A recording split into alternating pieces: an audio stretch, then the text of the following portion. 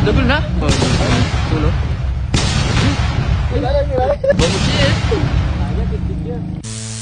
Ngayong araw, pumunta kami ng Purok 5 dito sa may Santa Maria, Macabebe, Pampanga. Manguhuli kami ng mga isda, mga soy, at hindi panikitasong manima. At pagdating nga namin dito sa bahay na pinuntahan namin, agad na nga namin inayos itong dala naming panty. Siyempre, hindi mawawala yung paborito namin dala. Umpisa na nga natin ang pangingisda, mga soy.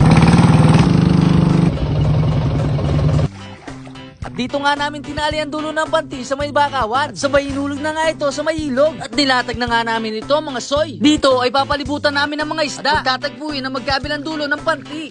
Maglundag lang, flying fish. Ito.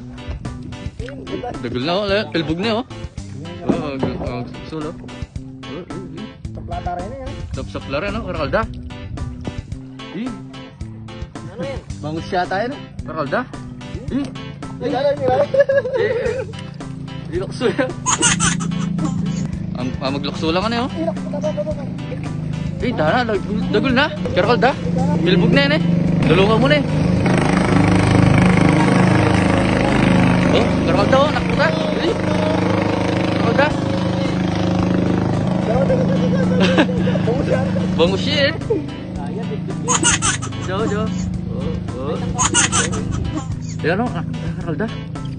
Shoutout King Alak Sunday, Alak Friday, at Timo Panikwa.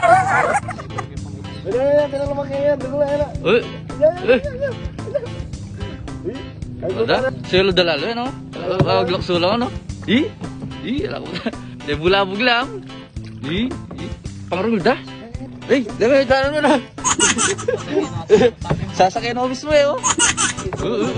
Ilan mismo sasakyan, Yarado ata, Dagol na, Anak puta.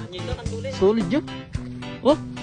At pagkatapos nga namin palibutan ng mga isda, sinimulan na namin kuhanin ng mga sumabit sa panty. Ang tawag sa mga isdang ito ay bidbid. Kamukha ito ng mga bangus. Ito ay matitinik na mga isda. Yung mga iba, ginagawa itong mga Shanghai. Diyan mo.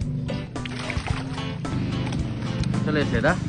Nung bangus na sa kanya rin, Sa sobrang dami na nakuha, sinimulan na nga namin kuhanin ng panty. At sa pampang nalang alisin ng mga isda. Solid yun, Yan kayo, Dara, Puro lang bidbid, Yan, Yan, Pagdating kayo. Karalda. Hindi kawala, Pinadali na nga namin itong kuhanin dahil yung mga ibang isda ay nakakawala. Hanggang dito na lang muna, mga soy. Abangan nyo ang part 2 ng aming vlog. Bet.